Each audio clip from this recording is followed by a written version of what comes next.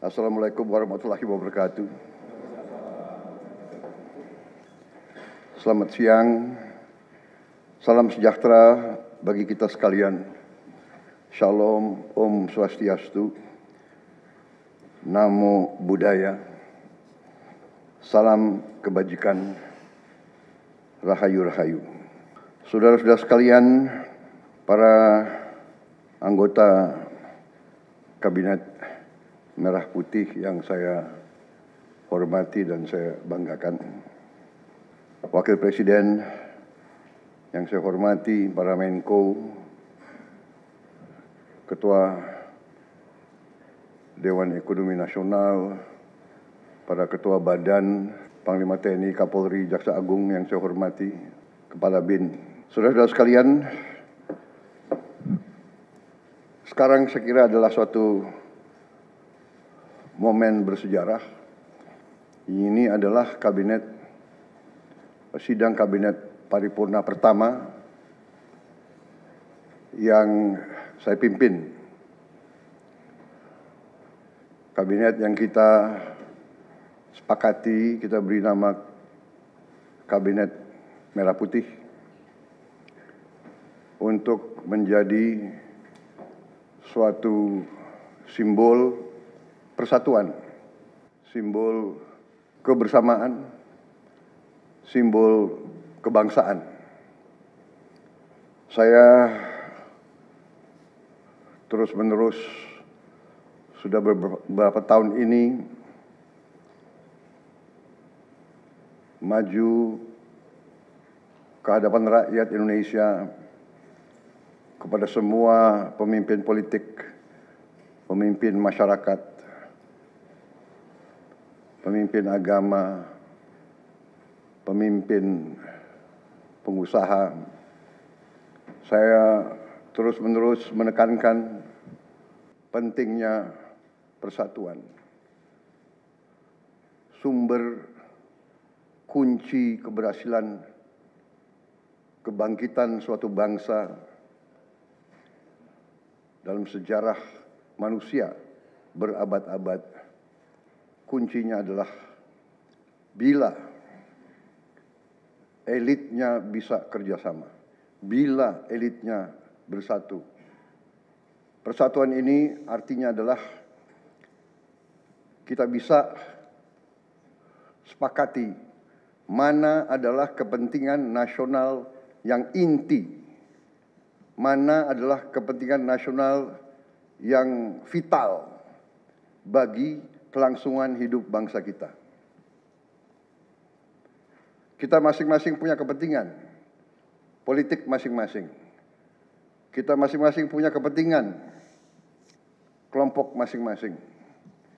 Tapi manakala kita sudah bicara tentang bangsa dan negara, kita harus sepakati kepentingan nasional yang vital.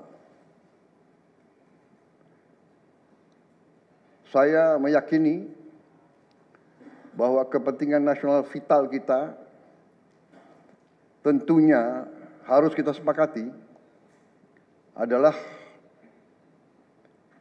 kemerdekaan dan keutuhan NKRI, keutuhan Negara Kesatuan Republik Indonesia. Dan untuk menjamin keutuhan dan kelangsungan hidup Negara Kesatuan Republik Indonesia, kita harus dengan handal, dengan cerdik, dengan pandai bisa menjaga dan mengelola kekayaan bangsa kita. Hanya apabila kita bisa menjaga dan mengelola dengan baik semua kekayaan kita, hanya dengan demikian kita bisa memberi pelayanan kepada rakyat kita. Kita bisa memberi kebutuhan hidup rakyat kita. Kita bisa membayar segala keperluan suatu negara modern. Dan Di antaranya tentunya adalah menjamin kedaulatan bangsa. Saya ingatkan saudara-saudara sekalian, jangan sampai kita lupa dengan Undang-Undang Dasar kita sendiri, Undang-Undang Dasar 1945, yang jelas dalam pembukaannya tertera tujuan-tujuan nasional kita, di mana tujuan-tujuan nasional kita sangat jelas oleh pendiri-pendiri bangsa kita. Tujuan pertamanya adalah melindungi segenap bangsa Indonesia dan seluruh tumpah darah Indonesia. Ini tujuan nasional yang pertama. Untuk kita survive. Karena itu kita perlu memikirkan apakah kita sudah cocok atau tidak investasi kita kepada pertahanan bangsa Indonesia. Kedua, tentunya memajukan kesejahteraan umum. Saya katakan berkali-kali bahwa negara yang merdeka, rakyatnya harus merasakan kemerdekaan. Janganlah kita bangga menjadi anggota G20 kalau rakyat kita masih banyak yang miskin, masih banyak yang lapar. Mencerdaskan kehidupan bangsa mutlak. Pendidikan bagi kita adalah prioritas yang sangat tinggi. Saya kira ini terlihat komitmen kita kepada pendidikan. Kalau tidak salah, alokasi kita dalam anggaran 2025 untuk pendidikan salah satu tertinggi, Pak. Mungkin selama sejarah kita, Pak. Untuk pertama kali kita sudah 25%, Pak. Bu ya. 20. Pak.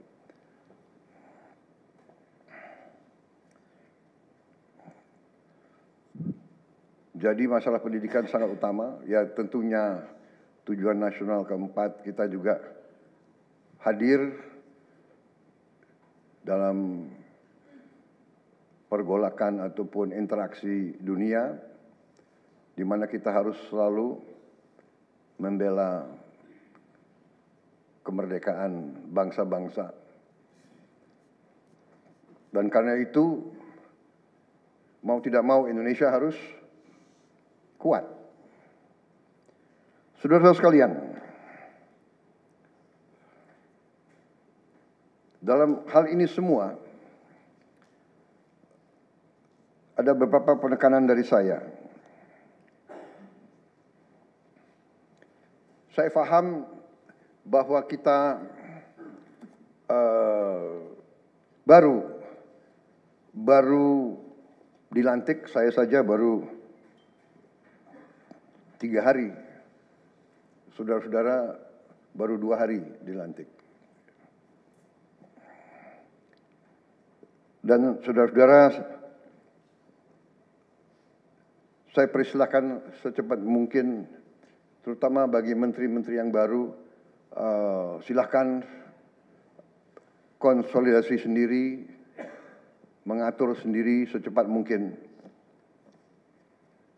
administrasi saudara dan tim saudara di kementerian dan badan masing-masing. Penyusunan tim sangat penting. Tim yang baik, tim yang bisa kerjasama akan memudahkan kita mencapai target-target yang kita tentukan. Saudara-saudara, saya sangat mengutamakan kerjasama sebagai tim.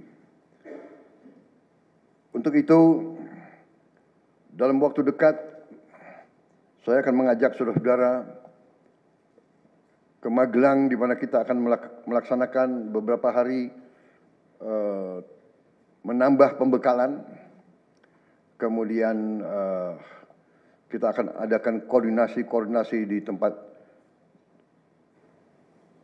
di Magelang, Jawa Tengah, di kawasan Akademi Militer.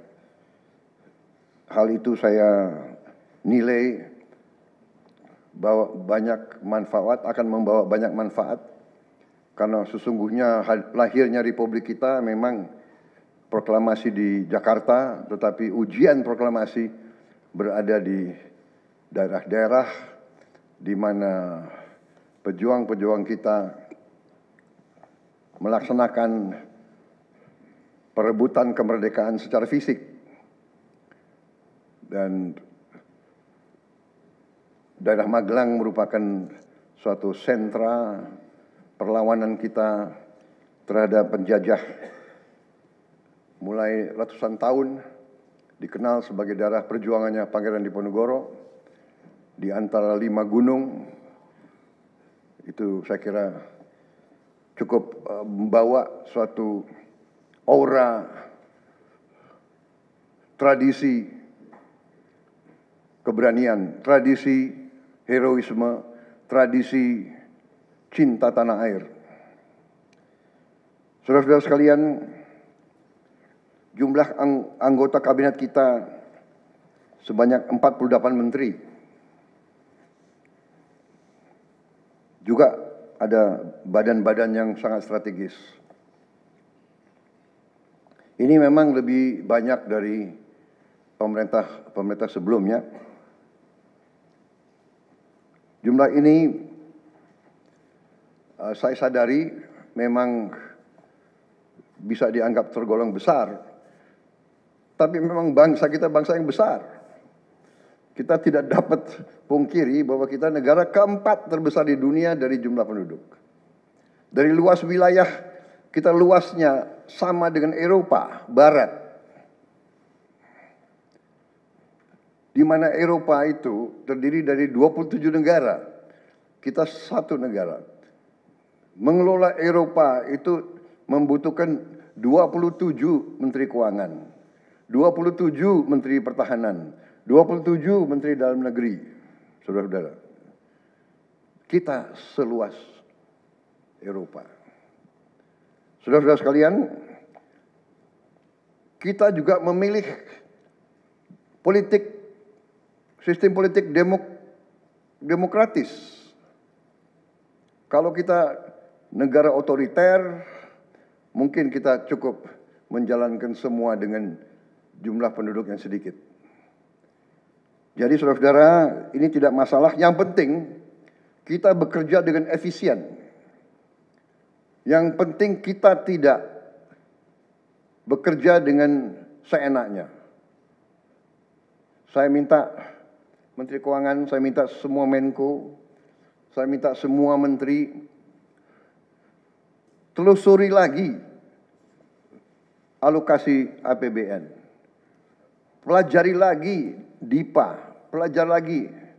Saya minta detail. Kegiatan-kegiatan yang terlalu seremonial, terlalu banyak seminar, terlalu banyak sarasehan, terlalu banyak konferensi, terlalu banyak perjalanan luar negeri, mohon dikurangi. Kita harus memberi contoh. Fokus kita adalah pembangunan ekonomi, kesejahteraan rakyat ke dalam. Jangan mengada-ada. Studi banding, belajar pramuka ke negara lain. Ya. Saya minta efisien. Saudara-saudara, kalau saudara perhatikan dalam pemerintahan yang saya bentuk, saya perkuat kepala staf kepresidenan. Saya perkuat itu, saya ada tambah lagi Badan Pengendalian Pembangunan dan Investigasi Khusus. Tugas mereka adalah memonitor semua program, semua proyek yang kita akan lancarkan. Saya juga membentuk suatu badan baru, Badan Percepatan Pengentasan Kemiskinan. Badan ini akan mempelajari, akan mengikuti semua program-program perlindungan sosial, semua program-program bantuan ke bagian golongan rakyat yang masih perlu bantuan, intervensi. Bukan saya ingin mencampuri pekerjaannya kementerian-kementerian, tidak. Tapi saya ingin membantu. Di mana ada bottleneck, di mana ada kesulitan, segera kita atasi. Marilah kita jujur mengakui bahwa birokrasi di kita sangat terkenal. Sangat terkenal ribetnya, sangat terkenal lambatnya. Bahkan ada pembicaraan oleh rakyat kita bahwa birokrasi pemerintah kita sering mempersulit, bukan mempermudah keperluan rakyat. Bahkan ada yang mengatakan kalau bisa dibikin sulit, kenapa dibikin mudah? Ya, ini saya minta menteri-menteri sekarang, mari kita lebih berani, mari kita lebih tidak ragu-ragu untuk memberi pelayanan yang terbaik kepada rakyat kita. Jangan ragu-ragu kalau saudara tidak puas dengan pejabat-pejabat di bawah Anda, laporkan, segera kita ganti. Begitu banyak orang yang mau mengabdi. Tidak ada orang di sini yang kebal, yang tidak patuh, tidak bekerja keras untuk bangsa dan negara dan rakyat. Saudara, saya beri wewenang, copot segera. Suruh tinggal di rumah aja, daripada bikin susah kita.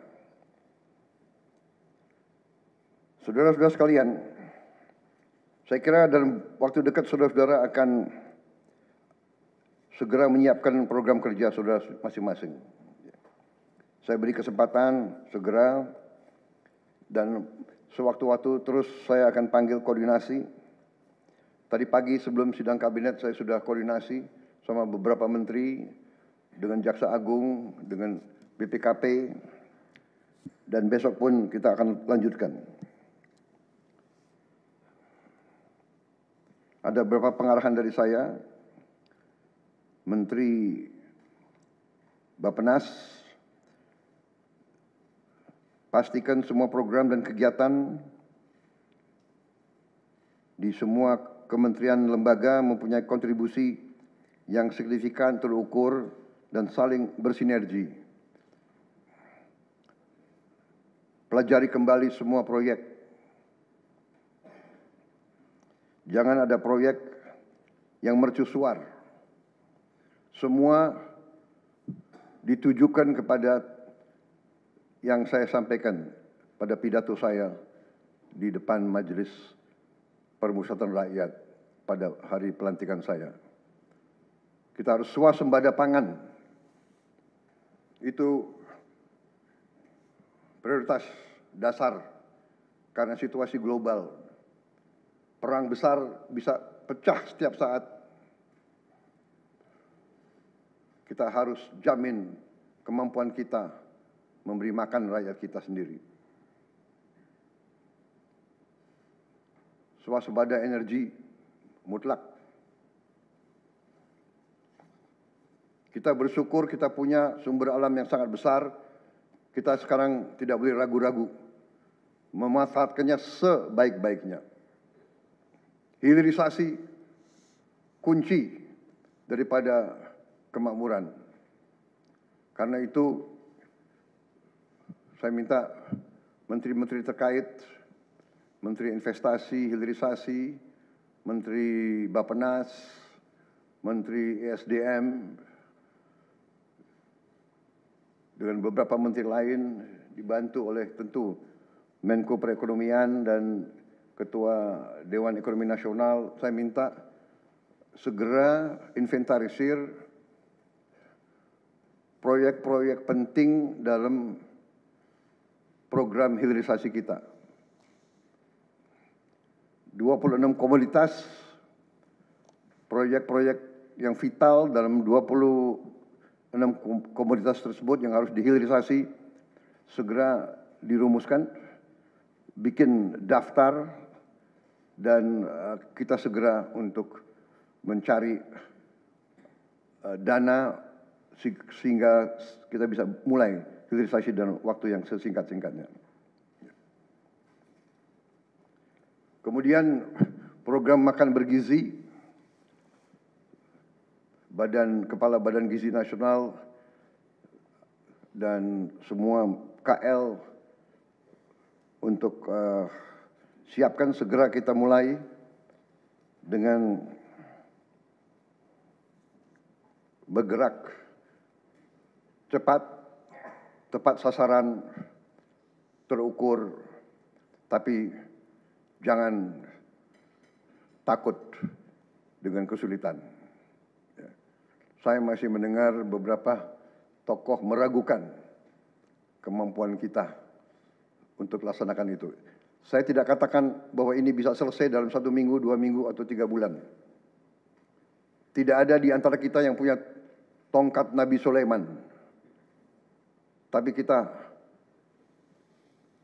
bisa berhitung, kita bisa mengelola, kita bisa alokasi dana, kita bisa kerahkan sumber daya.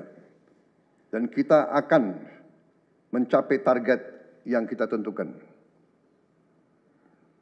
Saya hakul yakin, saya pertaruhkan kepemimpinan saya. Bagi saya, makan bergizi untuk anak-anak dan ibu hamil ini adalah strategik.